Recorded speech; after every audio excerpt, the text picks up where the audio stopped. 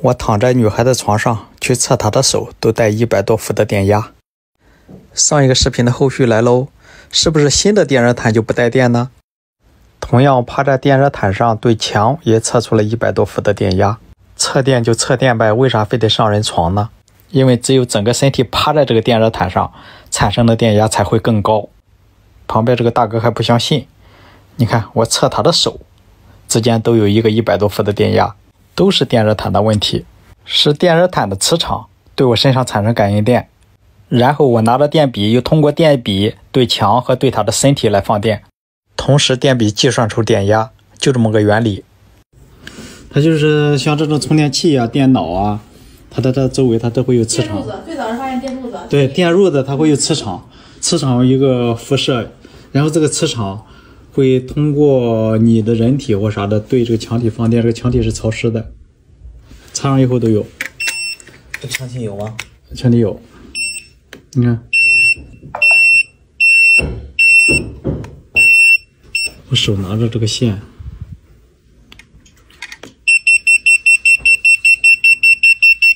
还真的是。好了，接着说那个测零地电压过高的问题。我现场测的零地电压是7伏，我觉得不正常，有点高。后来测量它整个楼座的零地电压都是7伏，所以我当时认为它变压器那一块做的不好，才会导致零地电压过高。于是和物业的师傅找到了每个楼座的低压柜去测量，发现有的楼座的低压柜零地电压很小，0点几伏，当然0伏为最好。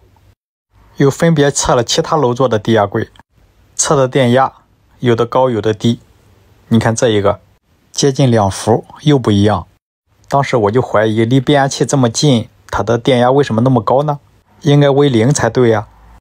而我找那一个楼座的低压柜，顺着桥架拐过来拐过去，终于找到了它楼座的那一个变压器和低压柜。有一个情况是后来了解到的，就是它这个变压器和低压柜是还没有交付，属于地产来管。进来以后我没有听到变压器嗡嗡的声音，所以我就很诧异这个电从哪来的。正常是变压器嗡嗡的声音很大，而这一个很静，没有声音，所以我当时怀疑是从别的楼座的变压器拉过来的。它这个地下不止一个变压器，而我在这个低压柜测量的零地电压，零线和地线的电压是7伏。所以当时很诧异是什么原因，因为它呈现的故障现象和我以前遇到的不一样。但是问物业的师傅他也不清楚，也不知道，问谁不知道，所以我就暂时放弃了寻找原因。那到底是什么原因造成的零地电压过高呢？后来终于联系上地产管电力的师傅，一起到相变这里看一下。为什么要看这个相变呢？室外的相变，因为那个小区所有的电都是从这个相变接出去的，临时的电。这下边变压器没送上电，你们不是在里边也说了都是临时电。那在这个地方测量一下，看零地电压怎么样。测零排与地排的电压，0伏，表针一动不动，这是正常的。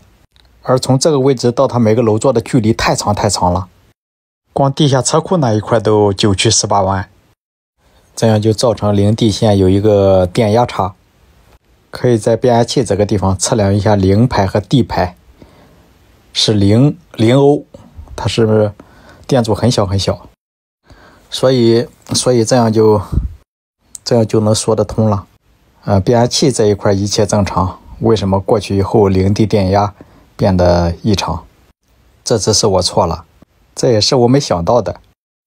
所以很多经验就是这么来的，下次再遇到这样的现象我就懂了，我就知道了。好了，感谢您的观看，请多多指点。热水器水管带电，一摸就麻手，用电笔测，电笔是亮的。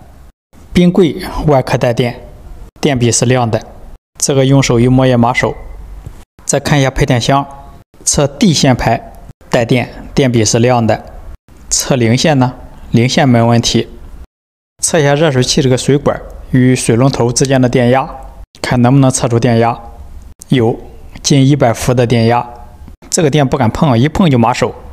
像这种情况是不是它地线没做好？就是有地线没接地，那就是没有地线。设备外壳的感应电或者说是漏电，导致地线带电。但是拉掉这个电闸，这个接地排就不带电了。那这又是什么原因呢？接地排带电跟这一路线是有关系的，是漏电吗？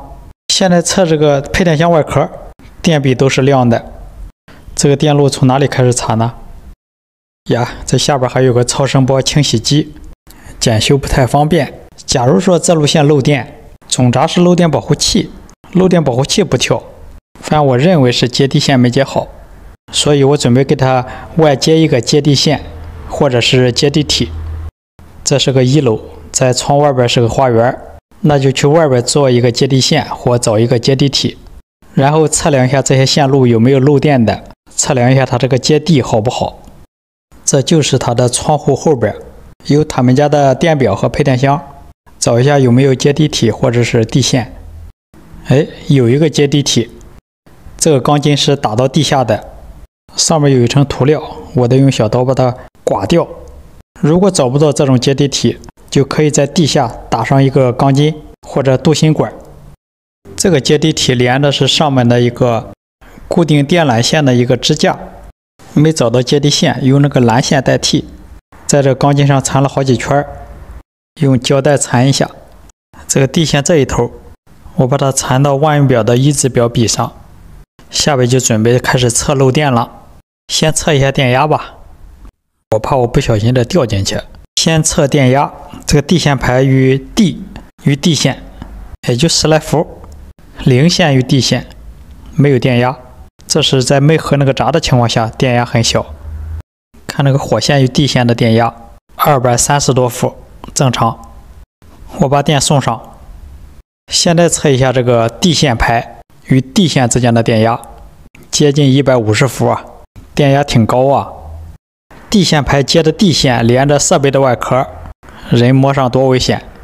拉掉电闸，达到最小的电阻档。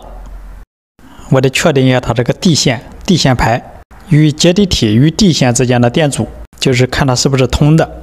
不通，升高一个档位，再测，还是不行，再加一个档，乘4开档。这个测量呢肯定有，确定它这个接地排没接入大地，就是没有地线。拉掉所有电闸，拉掉总闸，把零线都断开。断开的目的就是为了测漏电，我要测一下哪一路在漏电，所以说这个主零线要断开，不然的话测的不准。开始一路一路测漏电，测每一路线与大地与地线。这一路线是漏电，刚才就是它一合闸，地线都带电。还好测的其他的电路都好，都没问题，就这一路电闸100到头。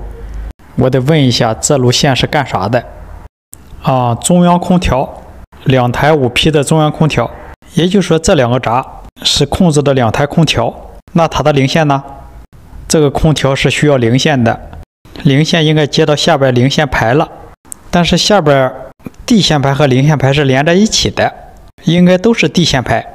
很明显，用这个地线是连一起的。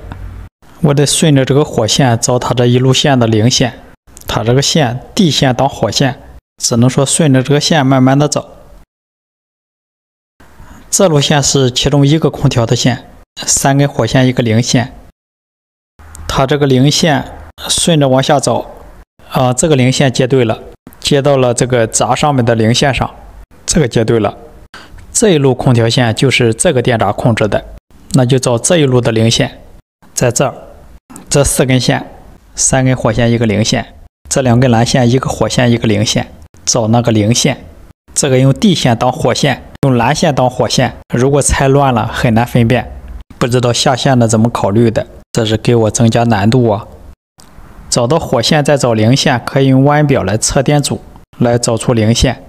我是还用老方法，顺着线找，我也怕出错，不出我的所料，这个零线接到了地线上，它下边就是个地线排，接的线都是地线，然后用这个接地线把2个端子排连在了一起。地线没接地，空调一送电，零线没有回路，零线带电，地排带电，这就是地排带电的原因。这样把这个线接到零线上就可以了。当然，现在再测这个空调线就没问题了，是不漏电的。这个零线也不漏电。从外边拉进来这个地线，连在接地排上，这样它屋里的设备都有地线了，可以合闸送电，电闸都合上了。现在测量热水器很好，不到1伏。测冰柜的外壳正常了。空调外机运行正常，检修完成，感谢您的观看，请多指点。